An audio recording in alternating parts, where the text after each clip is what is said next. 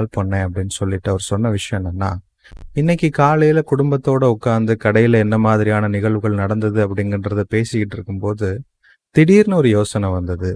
நாம ஏன் இந்த கான்ட்ராக்ட்காரங்களை டைரக்டா இந்த இன்ஜினியர்ஸை போய் பார்த்து பேசக்கூடாது? ஒரு சரியான விலையை தீர்மானிச்சு தொடர்ந்து அவங்க நம்ம கிட்ட பர்ச்சேஸ் பண்ற மாதிரியான விஷயங்களை அவங்ககிட்ட ஏன் ஒரு ப்ரொபோசலா முன்வைக்க கூடாதுன்னு ஒரு யோசனை வந்துச்சு.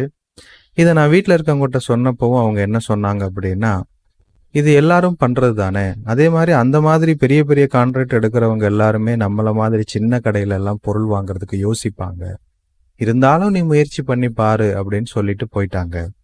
நாம ஏன் இதையுமே ஒரு விசுவலா பண்ணக்கூடாது? இப்ப இது எனக்கு பெருசா தெரியுது. இப்போ நான் என்னுடைய இலக்கே இப்போ எனக்கு சின்ன விஷயமா தெரியும் போது இது ஏன் நடக்கக்கூடாதுன்னு தோணுச்சு.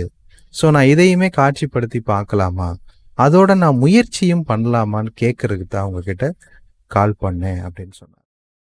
இந்த ஷார்ட்ஸோடைய முழு வீடியோவை பார்க்கணும்னா ஹேண்டலுக்கு கீழே இருக்கிற பட்டனை கிளிக் பண்ணி பாருங்க. நன்றி.